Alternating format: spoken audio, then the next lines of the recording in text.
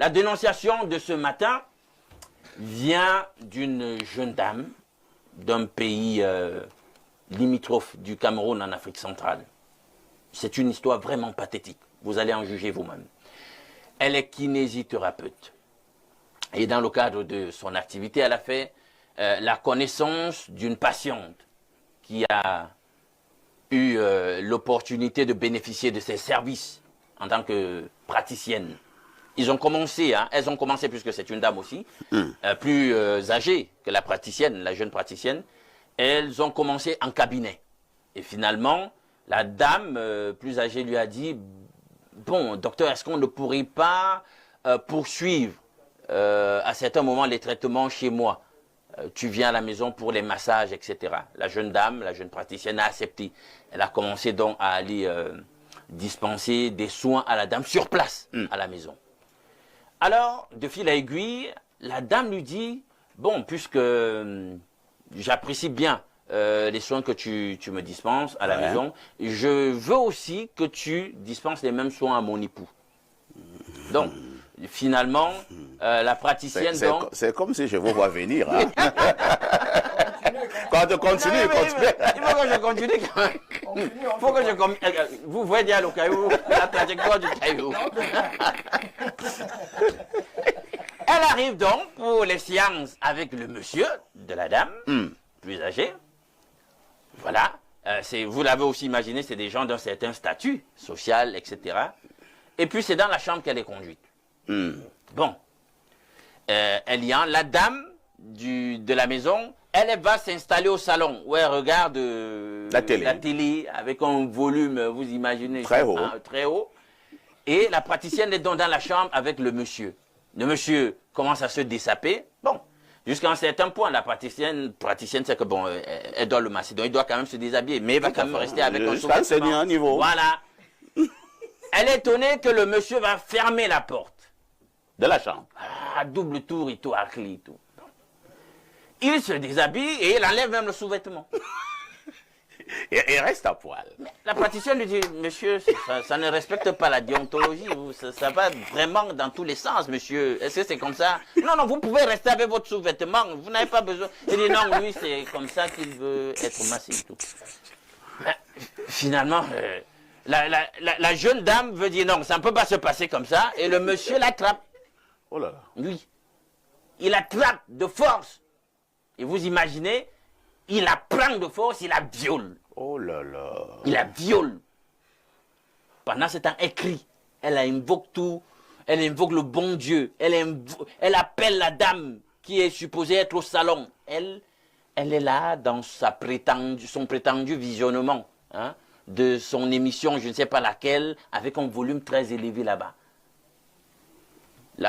L'acte criminel finalement est consommé. La jeune dame est totalement désemparée. Elle n'arrive pas à réaliser ce qui lui arrive sur le moment. Elle sort de là, brisée émotionnellement, physiquement. Elle va retrouver la dame en question au salon pour lui dire, mais madame, il vient de se passer quelque chose de totalement incroyable, de criminel, de totalement cynique, laid. Mais comment je vous ai appelé, j'ai crié, comment vous n'êtes pas venu à mon secours? Elle dit qu'elle écoutait, elle suivait son émission, elle n'a rien entendu de ce qui se passait. Et que vraiment, comme elle est dans certain âge, ma fille, vous voyez un peu, ma fille vraiment, je ne sais pas pourquoi le type là est comme ça, ça arrive, vraiment, etc. Calme-toi d'abord, calme-toi d'abord. Bois un verre d'eau. La fille est totalement bouleversée. Au bout d'une heure, elle se ressaisit. Et finalement, elle va quitter les lieux. La dame lui paye sa prestation. Le monsieur avait essayé dans la chambre de la corrompre après le viol. Elle a refusé de prendre l'argent. Elle va donc sortir, elle s'en va. Il se trouve qu'elle a quelqu'un dans sa vie. Et de fil à aiguille, par la suite, elle tombe enceinte de son petit ami. Vous savez qu'avec la grossesse, on fait un certain nombre d'examens, prénataux, etc., où on essaie de checker tout. Donc, finalement, on lui découvre une maladie gravissime, sexuellement transmissible. Le VIH. Dit-on. Oh là là. son petit ami en question, lui, n'a pas la maladie. Oh là là. Et elle fait immédiatement Le un rapprochement. rapprochement avec l'acte de ce jour, l'acte de viol, il y a quelques mois. Par ailleurs, dans cette tractation, pour recouper tout et ce, avoir confirmation que ça pourrait être le monsieur, elle s'entend dire qu'en réalité, le monsieur est très dangereux. Que le monsieur, il n'y a pas que l'aspect physique lié à l'acte sexuel. Et d'ailleurs, il faut le dire aux téléspectateurs, il n'a pas violé la jeune dame par voie normale. Oh là là. Oh là là.